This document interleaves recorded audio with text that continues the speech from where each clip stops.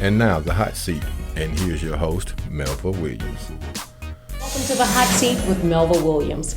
And today our special guest is none other than our district attorney, Judge Stewart. Judge Stewart, welcome to the show. Thank you for having me. I appreciate you inviting me. Well, we are certainly proud of your recent election to the post of district attorney. I know so many people were in support of your candidacy, and you know, you've just been a pillar in the community of Shreveport for so many years.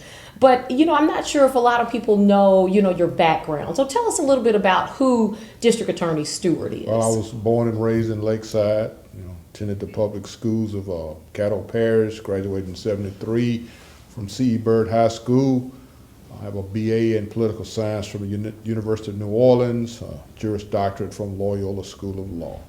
Came back to Shreveport, worked in the city attorney's office, worked in the district attorney's office, was elected in 1990 to the Caddo Parish District Court, was there for 3.5 years and spent 22 years on the Second Circuit Court of Appeals. Wow. How did you become interested in public service? I mean, so many people think, you know, you just get elected and then that's it after that. But, you know, it's called public service for a reason. So tell us a little bit about how you became interested in being a servant. Well, our parents raised us to serve and help people. When I came out of law school, when you come out of law school, you just kind of pick an avenue. I always wanted to be a prosecutor. So I became a prosecutor, and it's just a great way to kind of help people in society. And once I got in that track, you just kind of try to specialize and do the best you can do.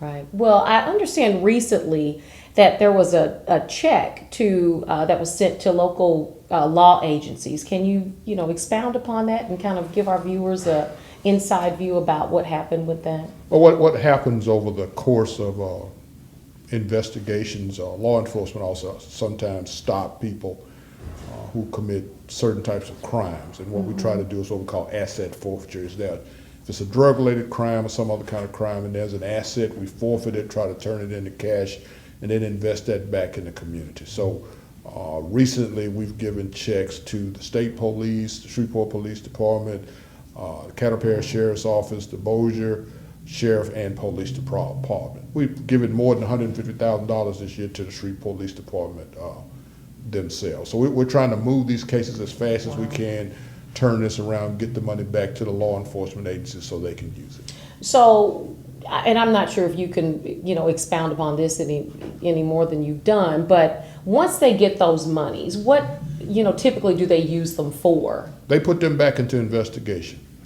It just helps defray some costs they have with personnel and other expenses they have. So they generally put it back. But obviously, all the money we can get helps them save some money somewhere else that they can invest in something. That's really spectacular, because I know a lot of times, our agencies who do such great work are sometimes limited by the resources, and that seems to be a creative way to give them a chance to, kind of boost their coffers to do more in the community. Correct. We're trying to turn some of these cases around as fast as possible, not let them linger on so we can get the money back to use.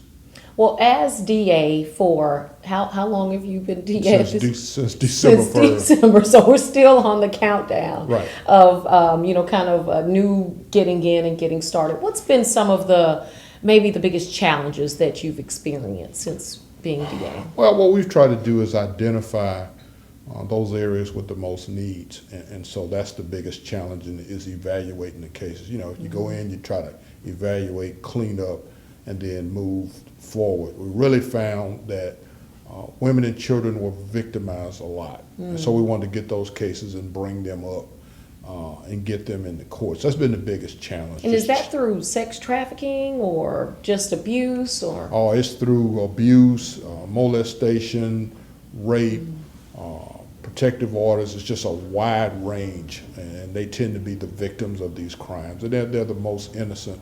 And so we really have prioritized those type of cases this year, and we're moving them through the dockets and getting convictions on those cases. The other thing we're trying to do is communicate the resources.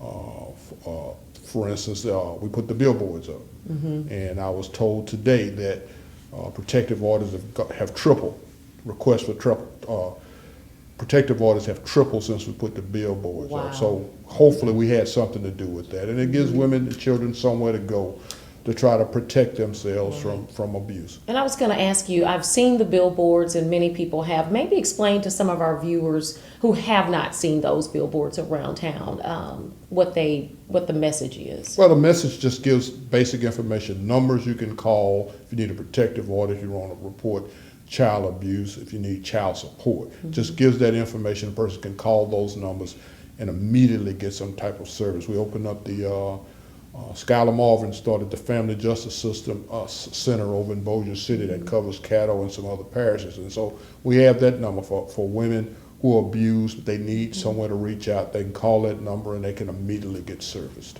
Wow, that seems to be very important for folks in the community.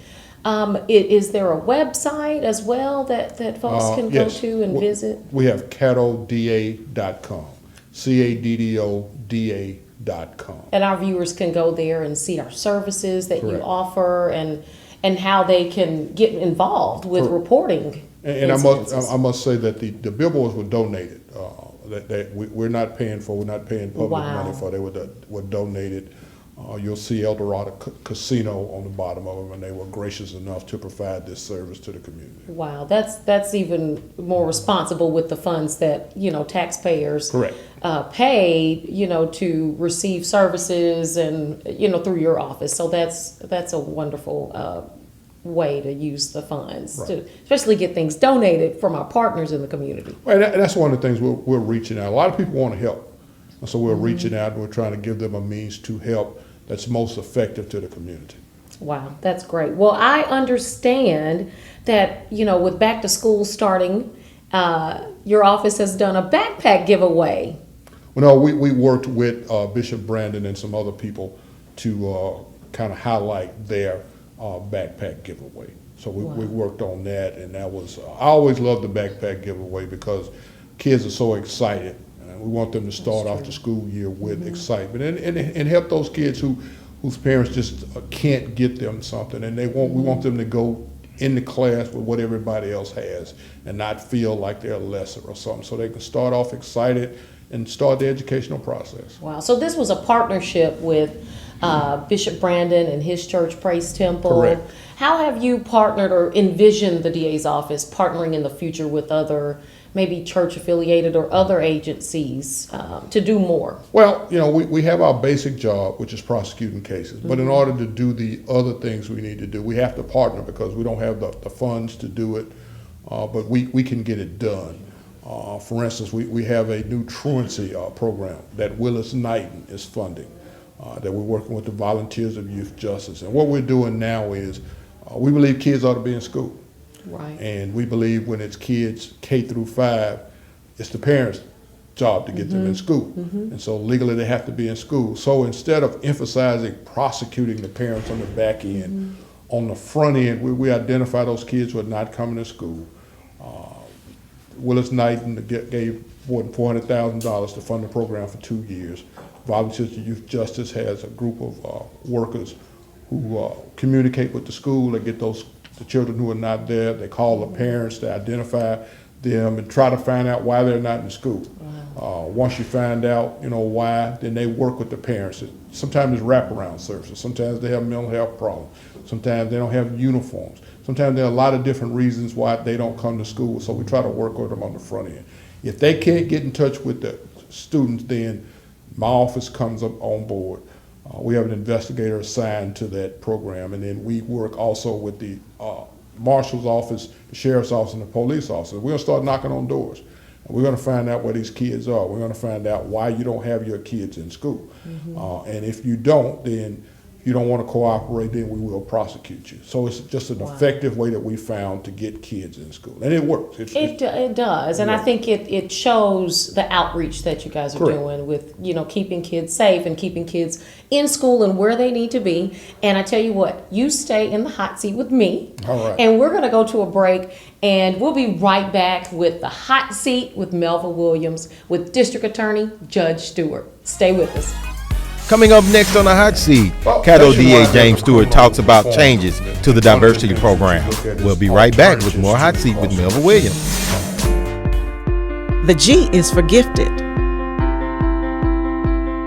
The G is for genius. The G is for greatness. I'm a G. I'm a G.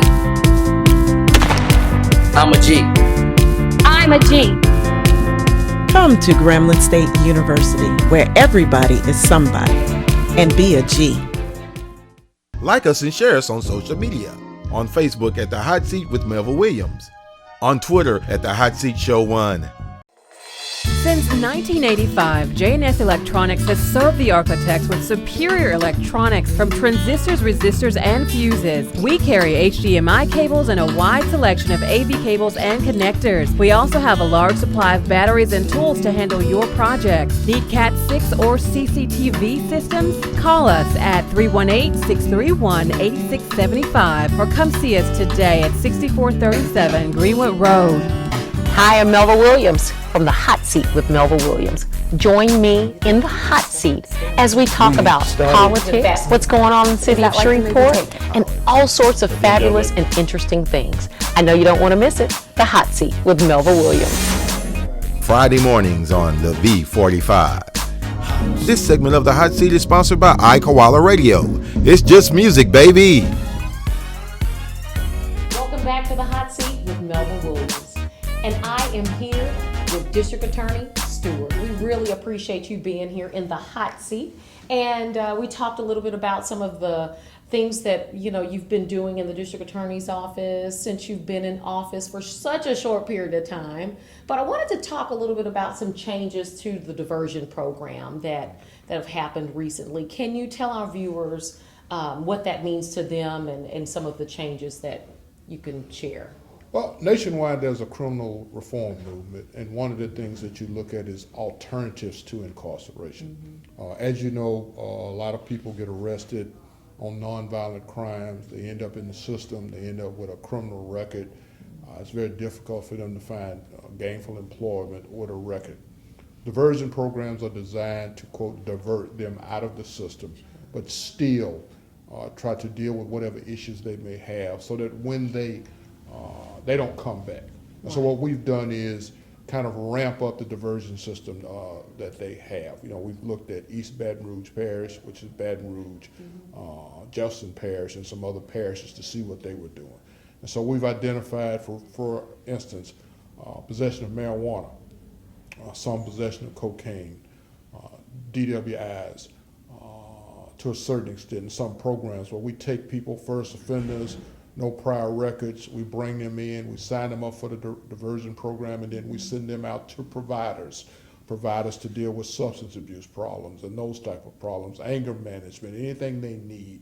I was told today that since the diversion program started maybe 4 or 5 years ago, we have a 95% non-recidivism rate. 95% of people who complete the program do not get back in the system. So that means it works. Now, it takes people out of the system, but that's what you want to do. You want to have less people in crime. And so we're going to expand that program. We have the prostitute diversion program, where we have young ladies on the street who might gotten into the prostitution. We put them in a different program and try to wean them off that dependency and whoever they depended upon to take them in a different direction. So we're going to expand the diversion program. We're working very hard on different programs, different things we're going to announce in the future so we can kind of impact the community more, keep less people out of the courtroom. That means we can spend our priorities on the more serious crime, our time, and the law enforcement's time. And so that's what a diversion program is. So we're looking forward to it.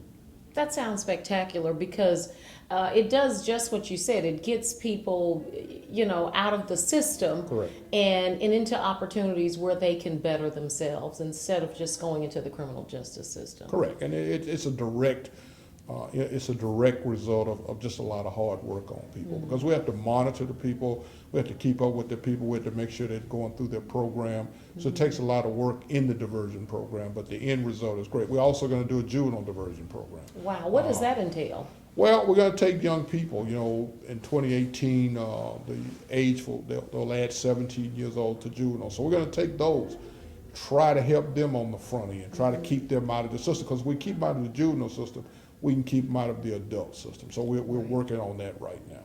Wow, that's really wonderful. I know that CASA might be a partner, but I'm not sure of the other partners that you might work with juveniles and you know. We work with the juvenile judges, we work with CASA, we work with the Volunteers for Youth Justice. We work with all of those. You know, anybody want to work with us on that to help, we enjoy.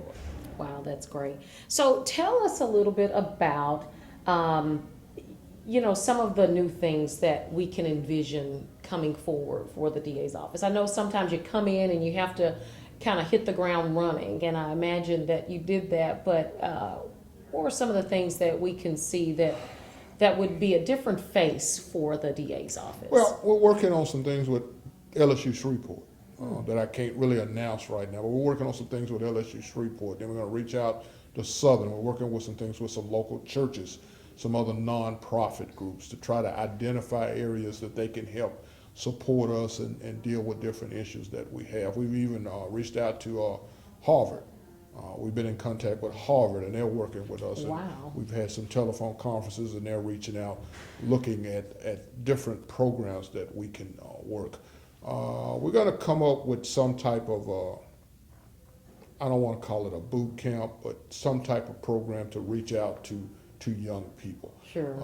I have put a group together with law enforcement and some other young lawyers, and the end of the last school year, we went into schools and we talked to the kids, and we talked to the kids about just basic discipline and different things they need to do in school, and you know, building up a relationship with law enforcement, not to be scared of law enforcement.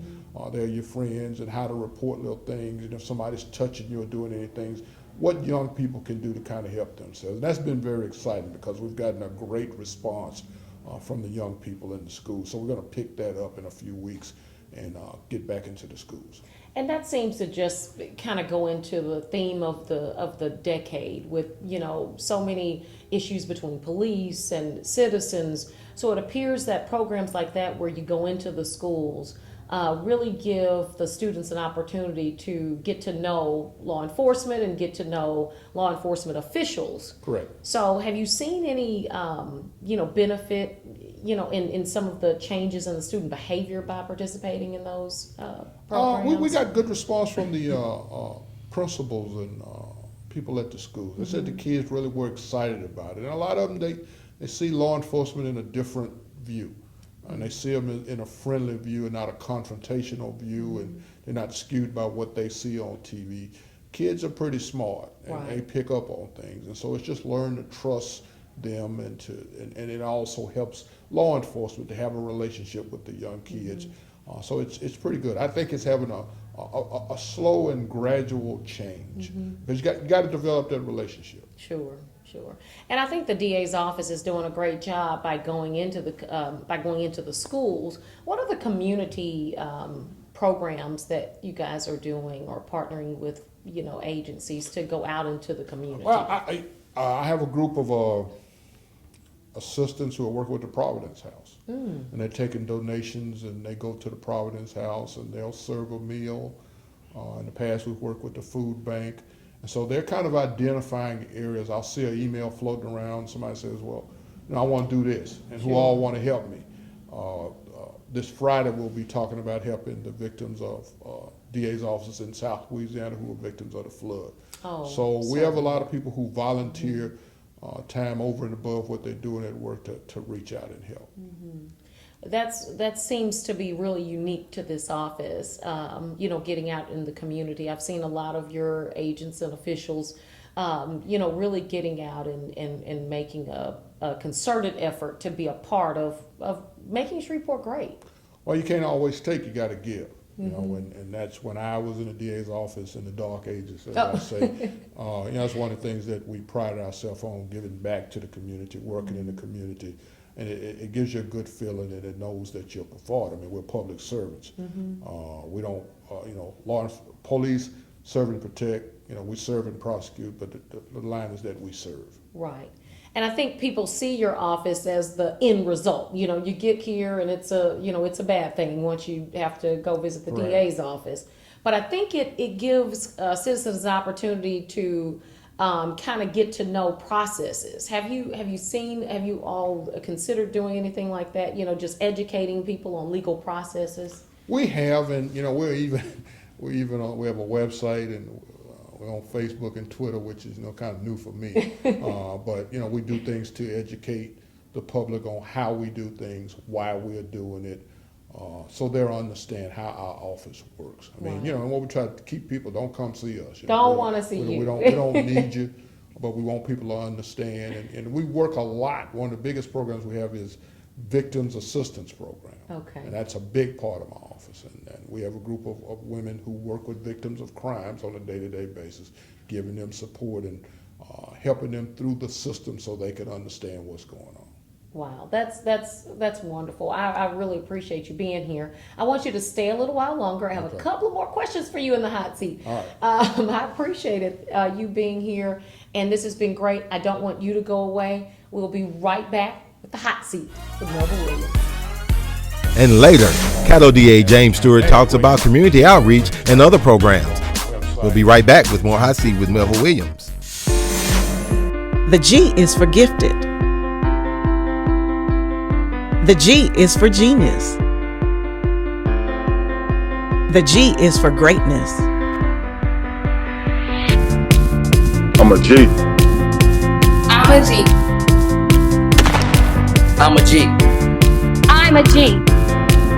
Come to Grambling State University, where everybody is somebody, and be a G.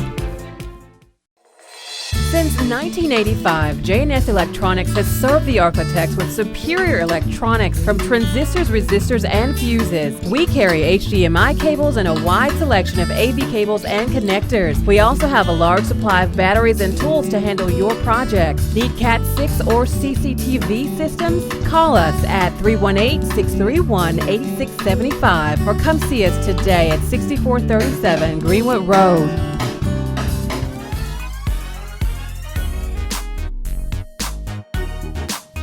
Welcome back to the hot seat with Melva Williams. I'm here with District Attorney Stewart. I want to thank you again for joining us in the hot seat. Thank you. Well, I want to talk about a couple of fun things. I know we've talked about some serious stuff, but kids matter in your report, and I think your office has really reached out in a fun way with Hoops Camp through your office. Can you tell us a little bit about that? Well, we did a small sponsorship on a hoop camp that was run by the coach at Captain Shreve. He contacted us and told us that they didn't have enough basketballs. So we provided some basketballs for them to have at camp. And they had a great time. Kids had a great time. We have some pictures on our website of the kids playing basketball. And next year we plan on being a much bigger sponsor of the Hoops Camp. That's spectacular. Now, the big question that I have in the hot seat is, did you play the basketball with the kids? No, but no. When you get a certain age, you leave safety them first, alone. right? Safety first. Leave those young kids alone. Yeah. Mm-hmm. Well, in the theme of sports, I understand that you had some really popular people for a football camp that happened I understand Ryan Mallett, Niall Davis, Jeremy Mincy, and Dwayne Harris. Correct. There was some people in my office who, we were really big football fans, and we had relationships with certain people. One of the kids that I had coached, named Ramon Broadway, who had gone to Arkansas, had a relationship with some NFL players. So we got together with the school board and Eldorado Hotel and some other sponsors, a number of sponsors, and players volunteered to come free of charge. Wow. They came in, they came out, and we had approximately 500 kids on a very hot Saturday out at Captain Shreve. That's and awesome. They had a wonderful time. They learned skills. They interacted with the players. They interacted with a lot of local coaches. I was just very impressed by the volunteers we had to come and register. The parents had a good time watching their kids run around, and it was just a great time. We had Subway donated some sandwiches, and so we fed the kids, and they had a really good day. But they had an excellent time with the pro athletes, and kids look up to athletes, whether we like it or not. They look up to them, Sure. and so the athletes were on their best behaviors. Great. We did a great job with the kids. Kids were very enthusiastic behind it. And at the end of the day, when we debriefed, all the athletes said they would come back again. Oh. So we're going to really, we have some plans to bring in some additional athletes. Once the word gets out that it's a great Everybody program, wants to be a part. and so we look forward to next year. But the school board did a real wonderful job with working with us. They set it up really well. Wow. We had security, that we had no problems whatsoever. I don't believe anybody got injured. And the kids just had a great time. So how does this, how do you see this benefiting the DA's office? Well, you have to cut off the flow. Sometimes you have to, you can't start where you are, you have to go back. And so what we want to do is reach out to this younger generation, try to get them in positive positions to do positive things with their life and stay out of the system. So we can deal with the truly criminal element in this parish and deal with them and not have to deal with kids. You want kids to have a great future. And to be kids. And to be kids, but when they grow up, well, it allows them to make good choices. Right. Because they've seen positive things and what positive does. So we weren't trying to build pro athletes, but we just want kids to run around and have a good time. And they did. That's wonderful. So, our time is ending, but I wanted to just ask you, as you move forward in your position as district attorney, where do you see, in maybe 2 or 3 words, where do you see your heart with this agency and how you move forward? Oh, we're just going to keep grinding. We're going to keep grinding. We're going to keep working. We're going to keep reaching out to the community. We're going to try to involve the community as much as possible. But, we're going to prosecute people. Wow. We really are. We're going to prosecute people. We're very serious about some of the things that's going on in this community. And we're every day we fine-tune our relationships with the law enforcement agency. Those who commit crimes, those who are criminals, we will deal with you. Those who won't help, we'll help you. And so that's how I envision the office to just be an integral part of the community. And as you talked about people that need help, is there some place that, if you know that, you have, issues or that, crimes are, that you're surrounded by some things that you need to report, where can people go? There's Crime Stoppers. They can call our office. We have investigators. We'll reach out to you. We'll do what we can to help anyone who has a need. You're not in this world for long. So what you want to do is do the best you can, set a foundation for whoever comes after you to build upon. Great. And so your website before we go? CatoDA.com. I think we can remember that. Yes. And we'll also share it on our Facebook page and social media. Yeah, and we'll become friends on Facebook too. Yeah, find me. Well, we definitely can find you. Yeah. Well, I want to thank you so much for joining us on the hot seat. Thank we you. hope you'll come back again soon. I will. Okay, will. it wasn't Hopefully. too hot. No, not today. Thank you so much for joining us on the hot seat. We'll see you next week with another spectacular show.